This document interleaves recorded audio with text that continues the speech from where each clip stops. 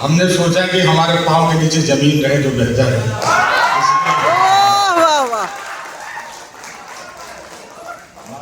को प्रणाम करता हूँ अपनी पीढ़ी को। स्वयं हमारे छोटे भाई हैं और हम लोग के काम में, अपने इलाके में काम जमाने का काम चलता है। हम भी उन्नाव जब जाते हैं इससे लंबा बोलते हैं इनके लिए। खैर, अमित शुक्ला ने जो शुरुआत की, आज सबसे ज़्यादा मेहनत इस कार्यक्रम के लिए अमित शुक्ला ने की। शुरुआत उन्होंने की, बहुत तरह की दिक्कतें थी बीच में, लेकिन सबसे पार पाते हुए फिर भी आपको उतना नहीं हंसा पाए जितना इस राज्य में अकेले इरफान अंसारी और भानु शाही का ऑडियो झारखंड को हंसने के लिए बाहर का जरूरत नहीं, अंदर ही इतना हंस लेता है। लेकिन बेचारा फिर भी मेहनत किया कि उस ऑडियो से ऊपर का कुछ बोले। ये तो है हमारा। बिल्कुल बिल्कुल। दूसरी बात ये है, ये इसने कहा कि अरे ये लोग बड़े बड़े अपने आप को कवि समझते हैं, फिर भी देखिए हमको आगे क्यों कर दिया। वो इसलिए कर दिया क्योंकि रीवा मेरा ससुराल है। मैंने वही शादी की है, तो हमने सोचा कि अरे साले,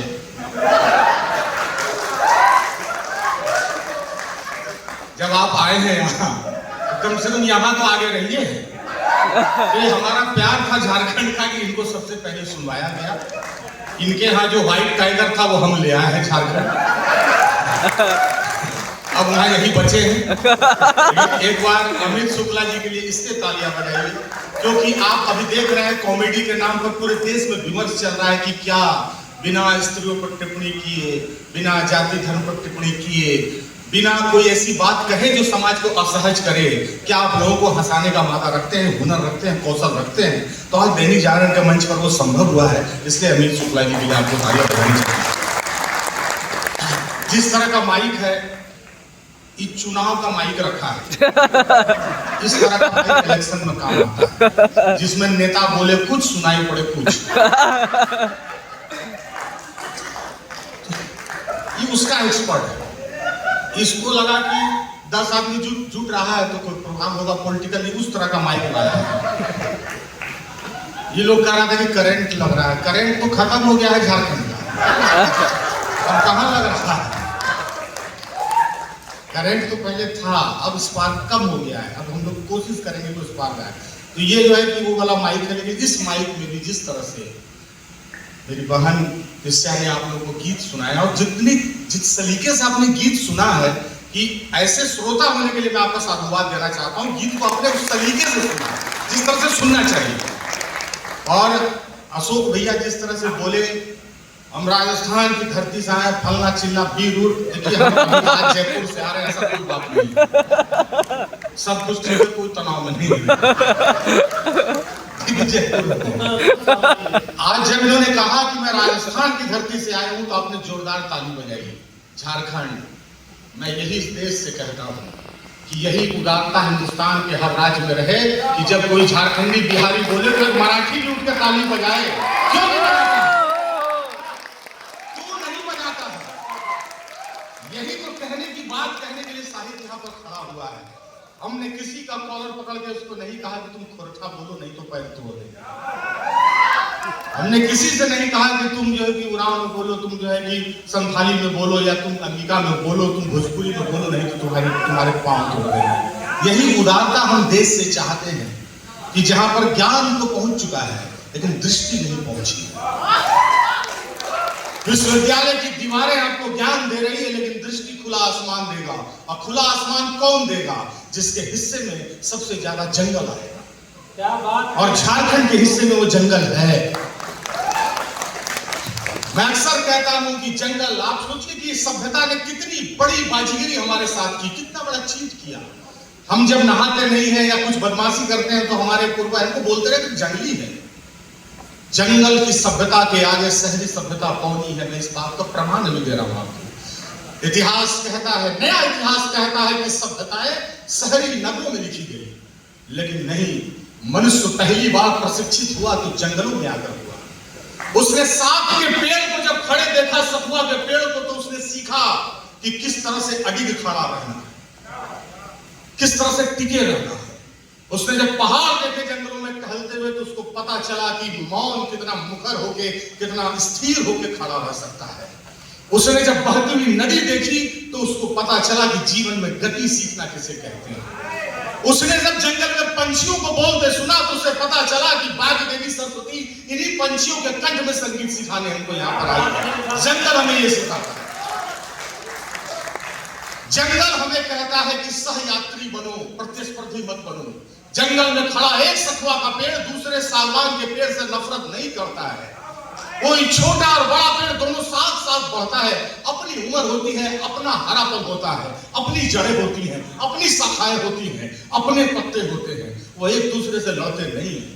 जंगल में आपने कभी किसी कबूतर को बाज होने के लिए लड़ाई लड़ते हुए नहीं देखा होगा। आपने जंगल में कभी किसी पलाश को गुलाब होने के लिए मारामारी करते हुए नहीं देखा होगा। आपने नहीं देखा होगा कि कभी बहती हुई कोई नदी हड़बड़ाहट में समंदर होने के जिद में आगे निकल जाए। नदी अपना मीठापन नहीं खोती है। वो कहती है कि हम समुद्र की तरह हुंकार नहीं भरेंगे, हम नदी की तरह कलकल गाएंगे, मीठे स्वर में गाएंगे। जंगल हमें ये सब सिखाता है। याद रखना विद्यार्थियों, एक लाइन दे रहा हूं, अगर कभी किसी एग्जाम में बैठो तो तुम लिखना कि जंगल दुनिया का पहला विश्वविद्यालय था जिसने मनुष्य को सभ्य बनाया।